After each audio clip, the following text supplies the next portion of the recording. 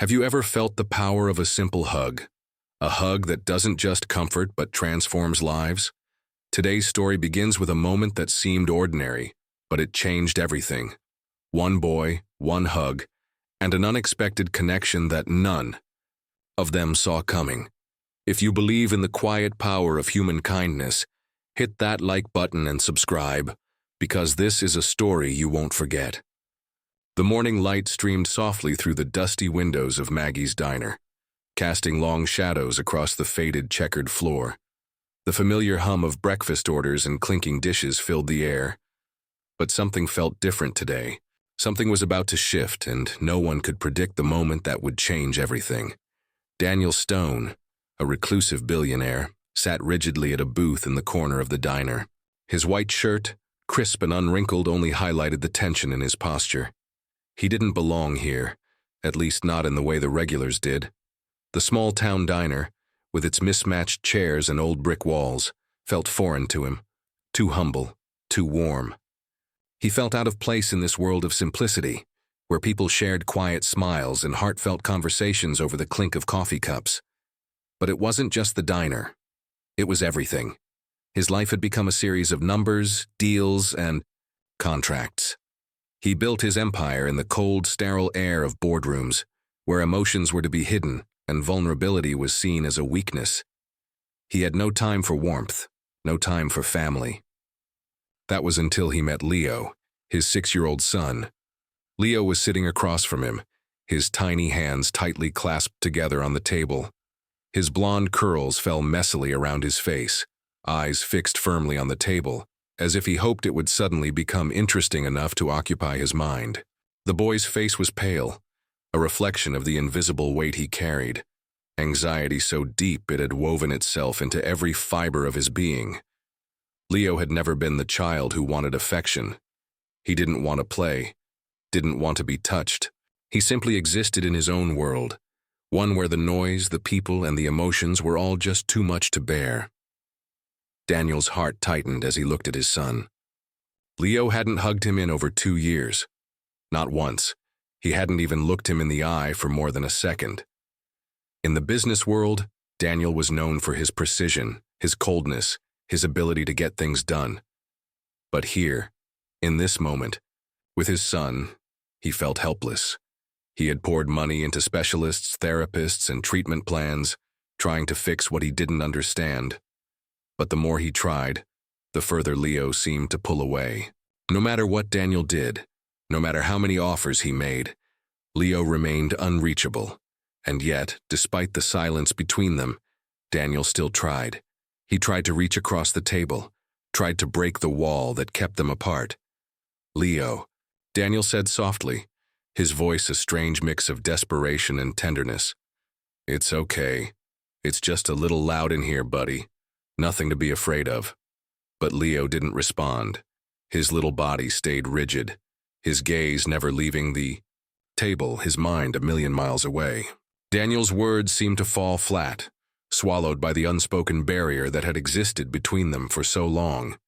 Emily Vargas, the waitress who had been serving the diner's regulars for nearly a year now, noticed them almost immediately. She was used to the quiet tension that sometimes lingered in the corners of the diner, but there was something about this pair that pulled at her heartstrings. She had worked with children for years, first as a pediatric nurse, then as a caretaker, always looking for ways to make kids feel safe, even if it meant nothing more than sitting quietly with them in a room full of strangers. Emily had seen Leo before, sitting in that booth with his father, always so distant, always so withdrawn. She could tell, without asking, that something more was at play. She didn't know what it was, but she recognized that look in his eyes. It was the look of a child who had been misunderstood, who had been trying for so long to cope with the world around him but couldn't, and it broke her heart. She crossed the room, her movements slow and measured, careful not to disturb the fragile peace in the air. As she approached the table, she met Daniel's eyes first, giving him a soft nod, acknowledging the presence of a father who was doing his best, even if it wasn't enough. Then, she turned her gaze to Leo. "Hey there, sweetie," she said, her voice gentle, Not too high, not too soft. Just the right pitch to let Leo know she wasn't rushing him, wasn't expecting anything from him.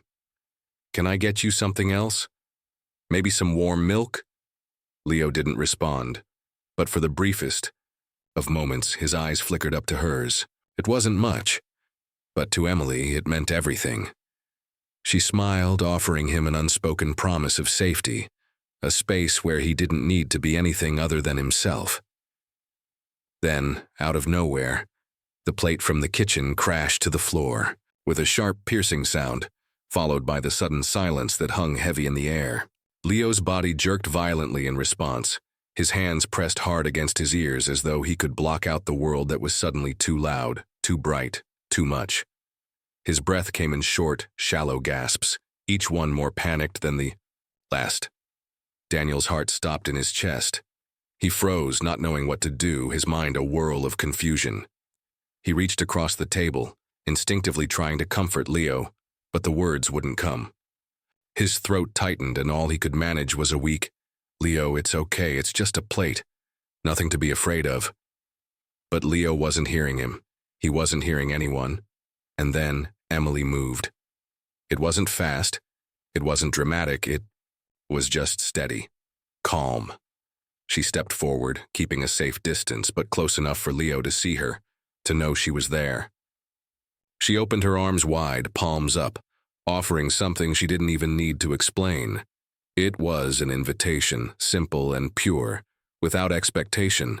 Just a moment of understanding. The diner went completely silent. All eyes were on the boy, on Emily, on the strange, fragile moment unfolding before them. Daniel's heart pounded in his chest, his eyes locked on his son. And then, something happened. Without a word, without a second thought, Leo stood up. Slowly, cautiously, he walked toward Emily, and in that moment, something inside him shifted. He reached out, and before anyone could blink, he wrapped his tiny arms around her. The room held its breath. Daniel was paralyzed. This wasn't just a hug. This wasn't a simple display of affection. It was a breakthrough. The first sign of trust. And for the first time in years, Daniel allowed himself to feel something he hadn't known how to express: hope. The morning after the hug, Daniel Stone woke up in the same cold, sterile mansion he had come to call home. But something felt different. The weight in his chest had shifted overnight, though he couldn't quite understand why. Leo's fragile, little body in Emily's arms had left an imprint on him, one he couldn't shake off. He had been a man used to control. His wealth, his empire, everything had been meticulously crafted and calculated. But his son, Leo, had never been so easy to control. As Daniel sat at the breakfast table, his mind wandered back to that moment in the diner. The way Leo had walked toward Emily, the tension in the air, and the quiet release that had followed. When his son finally allowed himself to be held, the boy had felt something he hadn't felt in years: safety, trust. And Emily, the waitress who had come into their lives like a gentle breeze, had done something that Daniel had failed to do. Despite all his money, all his power, but the hug wasn't the only thing that was bothering him. What bothered Daniel more than anything was the image of that moment, the picture that had been taken so innocently by a stranger. The image had made its rounds, spreading across the internet like wildfire. The photo of Leo clinging to Emily, the woman who had simply offered her presence and comfort, had sparked a whirlwind of speculation. Some saw it as a beautiful moment of human connection. Others, like the people Daniel's social circle called friends, saw it as something else, something they didn't understand, something that made them uncomfortable. It was Gerald. Trent, a longtime business associate of Daniel's, who first brought it up. Gerald had always been the type to speak without thinking, to blur the lines between tact and bluntness. Daniel had been meeting with him for a casual coffee in a downtown hotel lounge when Gerald, swirling his drink, casually dropped the bomb. "Well, I hear you've got a waitress playing nanny to your kid now," Gerald said, not even bothering to lower his voice as he raised an eyebrow, a smug grin forming on his face. "Is she helping you out with—" "What? Hugs?" You really paying her just so your son can feel safe around her? Daniel stiffened. He had known this conversation was coming. The whispers had already started. Rumors about his son, about the stranger who had embraced him. Gerald wasn't the first to question it, and he certainly wouldn't be the last. But Daniel's reaction was more than just irritation. It was frustration. Gerald didn't understand. No one did. He's not like other children, Gerald, Daniel said quietly, his voice carrying an edge that surprised even him. He won't even sit still for a doctor's appointment. He doesn't speak to anyone, not even to me. But yesterday he walked across the room and hugged her. His words were heavy, like he was laying bare a vulnerability he had long kept hidden. For the first time in years, he trusted someone. Gerald blinked, thrown off guard by Daniel's calm demeanor. He had expected to hear defensiveness, to hear Daniel deflect the question, but instead there was an openness there, a truth that Daniel hadn't shared with anyone before. For a moment the two men sat in silence, Gerald at a loss for words. The image of Daniel's son finally embracing someone, trusting someone, hung in the air between them like an unspoken truth. Look, I get it, Daniel continued, his gaze hardening, but I don't need you to understand. All I care about is that Leo is moving forward, and she's helped him in ways I couldn't. He stood up then, his chair scraping against the floor. He had no patience for the conversation anymore. He was done with justifying his decisions, done with the whispers, and most of all, done with feeling like he had to defend his son's progress. As he walked out of the lounge, Daniel's mind was racing. Gerald's words kept echoing in his head, but more than that, it was the image of Leo in Emily's arms that wouldn't leave him. It wasn't just the vulnerability in his son's eyes that hit Daniel the hardest. It was the quiet realization that, in that moment, Leo had found something he had never known before, a sense of safety, of warmth, of human connection. But that was the thing about change. It wasn't always comfortable. Daniel couldn't shake the feeling that the world around him, the one he had carefully constructed, was beginning to unravel, and yet, he couldn't bring himself to pull away from the hope that maybe, just maybe, he could start to fix what had been broken. Back at the diner, Emily went about her shift in silence, the weight of the previous day still sitting heavily in her chest. She had always known her life wouldn't be easy. After leaving her nursing career, it had been hard to find a place where she truly belonged. But when she looked at Leo, she saw something that resonated with her, something she couldn't quite describe but knew deep down. She knew what it felt like to be lost, to be disconnected. She had been there herself. The last thing Emily expected, though, was for Daniel to approach her again after the incident in the diner. He had been distant, cold even, after the photo made its rounds. She had seen the headlines and the whispers, and she had understood immediately. To the outside world, it looked like something it wasn't, an inappropriate connection, a line crossed. But she knew the truth. She knew what had happened between them, and it wasn't about exploitation or manipulation. It was about presence. It was about giving a child what he needed, without expectation, without judgment. But that didn't stop Daniel from reaching out. He found Emily after her shift the next day, and he had a look in his eyes that made her stop in her tracks. It wasn't anger or accusation. It was something softer, something she hadn't seen before. "I need to talk to you," Daniel said, his voice thick with something like regret. He paused, taking a moment to steady himself. I've been thinking about what happened yesterday, and I know I handled it all wrong. I didn't understand then, but I do now. I owe you an apology." Emily felt a lump form in her throat. She had never expected this. She had never expected Daniel to confront the situation head-on, to come to her and admit the misjudgments he had made. It was a rare moment of vulnerability, from a man who had built his empire on the art of control. "I didn't mean for it to turn into what it did," Daniel continued, his eyes softening. "I just didn't know how to react. I didn't understand what you were doing for Leo, but I see it now." In that moment, Emily realized something profound. It wasn't about money or power. It was about connection. And sometimes, the most powerful connections are the ones that aren't built on transactions or expectations, but on genuine care, simple presence, and the willingness to be there when it matters most.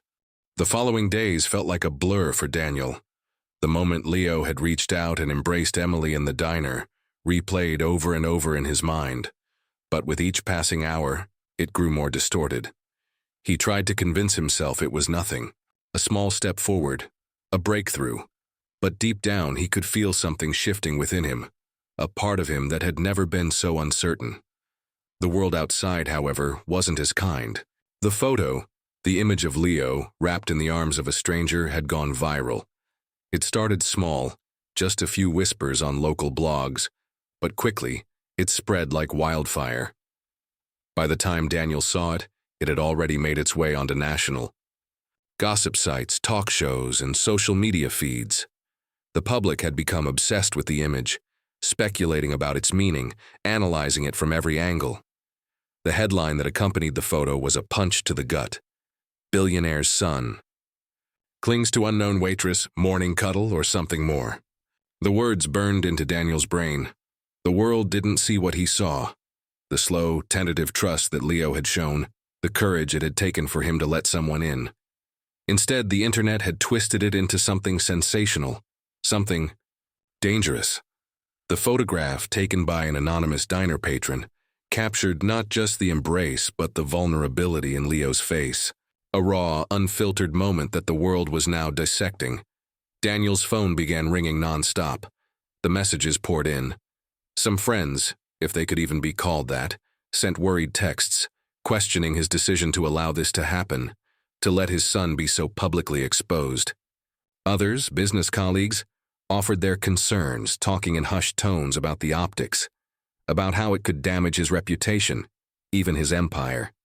And the most stinging of all were the calls from the media, asking for interviews, wanting to spin the story into something scandalous. But it wasn't the calls that made Daniel feel like the walls were closing in. It was the emptiness in his house, the quiet that had returned after that fleeting moment of progress. He hadn't heard Leo laugh in days.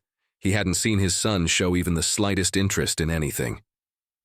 The boy had retreated back into his shell, the walls coming up again. He'd shut himself off from Daniel once more, and the silence that had once been comfortable now felt suffocating. The final blow came when Gerald Trent, ever the tactless associate, mentioned it again over a drink. They were sitting in a private lounge after a long day of meetings, Gerald as boisterous as ever, oblivious to the tension in Daniel's silence. "So, this waitress," Gerald began with a sly grin, swirling his drink in his glass. "How's she doing then? Teaching your son how to be a normal kid now? You really paying her to hug him, huh?" Daniel froze. He could feel the words clawing at him, the unfairness, the humiliation, the judgment. The sound of the ice clinking in Gerald's glass echoed in his ears as his fist tightened around his own drink. He didn't want to be this man, this person who reacted out of anger, out of pride. But he couldn't help it. The weight of his own vulnerabilities, the helplessness he felt about Leo, had broken something inside of him. "Gerald," Daniel said, his voice calm but steady, a dangerous edge lurking just beneath the surface. "My son, he hadn't hugged anyone in over 2 years. Not me, not anyone. But Emily, she gave him something that I couldn't. Something real, something that actually helped him." Gerald blinked, taken aback by the sudden shift in Daniel's tone. Wait. You're serious? You're really paying this woman to play nanny just so your son can hug her?" He laughed, but it was a hollow, uncomfortable laugh. Daniel didn't laugh. Instead, he stood up from the table, his jaw clenched. "Yes, Gerald. I am paying her. Because Leo needs her. He needs someone who understands him, who doesn't try to fix him, but who simply sees him." He didn't wait for Gerald's response. Daniel turned, leaving the lounge without a second glance. His heart was pounding, and it wasn't just anger. He was feeling. It was something deeper, something that felt like a profound sense of loss. He had hoped for a moment that the world might understand what had happened in that diner. That they would see the vulnerability, the beauty of what Leo had achieved. But instead, the world had turned it into something dark, something twisted. The photo had become an object of ridicule, and that made him feel helpless all over again. The next morning, Daniel sat at the breakfast table staring at his phone, unable to bring himself to open the news articles, unable to look at the comments, the endless speculation. But as he sat there, the weight of the previous day gnawed at him. The way Gerald had mocked him, the way the media had spun his son's vulnerability into something scandalous. It was all too much. And in that moment, something inside Daniel shifted. He couldn't keep running away from the truth. He couldn't keep hiding behind his money, his empire. He had to face what he'd done. Face the one person who had shown him what it meant to be human again. Emily.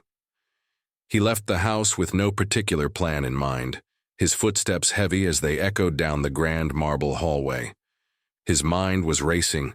As he made his way to Maggie's diner, the place where everything had started. It was there, in the simplicity of that small, family-owned restaurant, that his entire world had shifted. It was there that Leo had shown him a vulnerability he hadn't known existed, and it was there that Daniel realized that all the power and wealth he had couldn't protect him from the one thing that really mattered: connection. Emily was at the counter when Daniel walked in, wiping down the same surface she always did, her movements measured and deliberate. She didn't see him at first, and Daniel hesitated. For a moment, he wondered if he should just turn around and leave. Maybe the whole thing had been a mistake. Maybe he should have let it go. But then he saw her, saw the calm in her eyes, the quiet strength she held, and it made him feel even smaller. "Emily," he said, his voice breaking the silence. She turned, surprised to see him standing there, his posture stiff, but his eyes softer than she had ever seen them. "I need to talk to you," he said, his voice trembling slightly, betraying the emotions he had tried to suppress for so long. I've been wrong about everything, about Leo, about you. I've let pride and fear cloud my judgment." Emily stood still for a moment, taking in his words.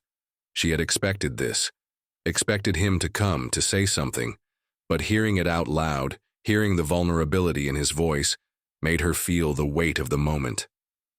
It wasn't an apology for the photo. It wasn't even an apology for the misunderstanding.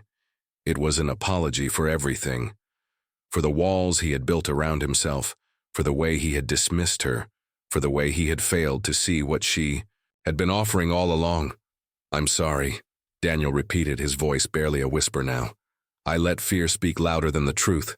I didn't understand what you were doing for my son." Emily didn't speak immediately. She didn't have to. The apology, the raw honesty of his words spoke volumes. She simply nodded, the corners of her mouth twitching into a soft, understanding smile. In that moment, everything changed. The wall between them had come down, and for the first time, Daniel Stone allowed himself to feel the release of something he hadn't even known he was holding on to. After the apology, things began to change. Slowly, at first, like the first few drops of rain in a long drought, Daniel started to visit the diner more often, sitting at the counter with Emily, speaking to her not as a billionaire trying to fix things, but as a man who had just begun to realize that his son Leo didn't need fixing at all. What Leo needed was someone who saw him, who understood him without trying to change him. And for Leo, the change was more profound than anyone could have imagined. He began to open up to Emily in small ways, pointing at a picture in one of her storybooks, or smiling when she showed him a drawing she had made. It wasn't much, but it was enough.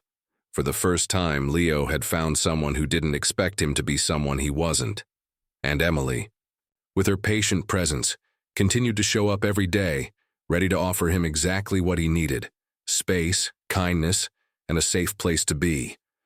The hug, the one that had started it all, was not an isolated event.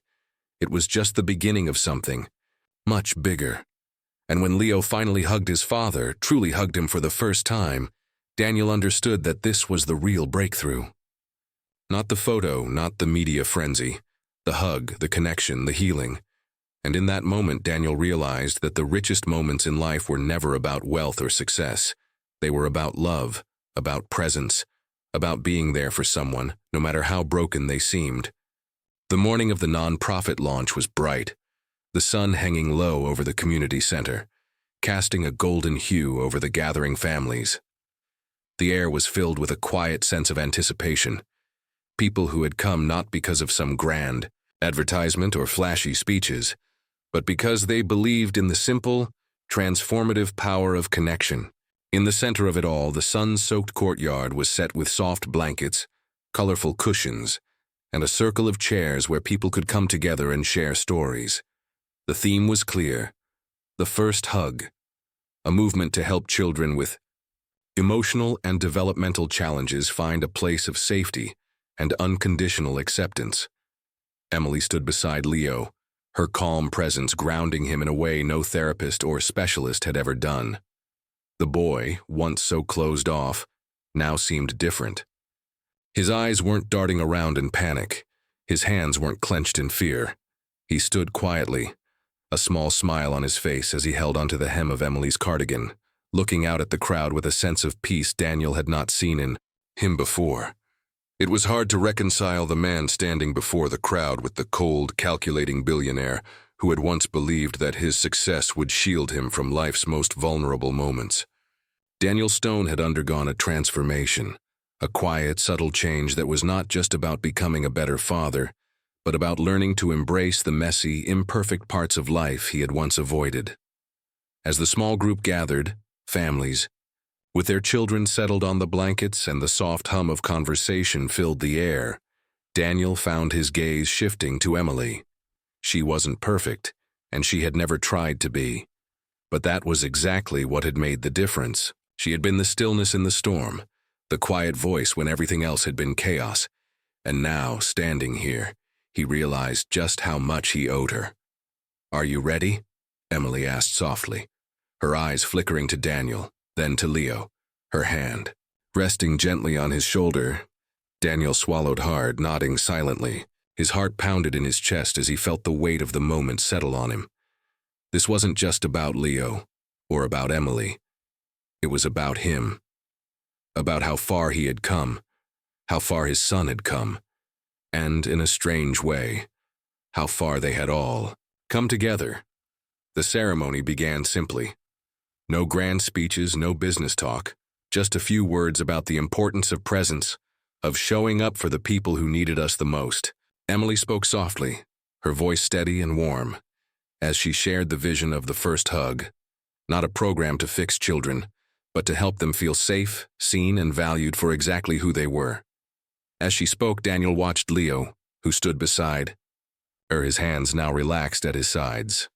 The boy looked up at Emily with a trust that was beyond words, and then, in the middle of the quiet, something incredible happened. Leo, who had once been so isolated, so trapped in his own world, took a step forward. He looked at Emily, then at his father, and without saying a word, he reached out, slowly, cautiously, but with a quiet certainty. He raised his arms and hugged Emily. It wasn't an abrupt gesture, but one that felt like it had been a long time in the making. And just as that hug ended, without any hesitation, Leo turned toward Daniel, his arms, now open, extended to his father. For the first time in Daniel's life, his son's embrace felt natural. No more hesitation, no more distance. The walls had finally come down. The hug wasn't just an act of affection. It was the culmination of everything they had all learned. Daniel crouched down, meeting Leo at his level, his heart nearly bursting as he wrapped his arms around his son.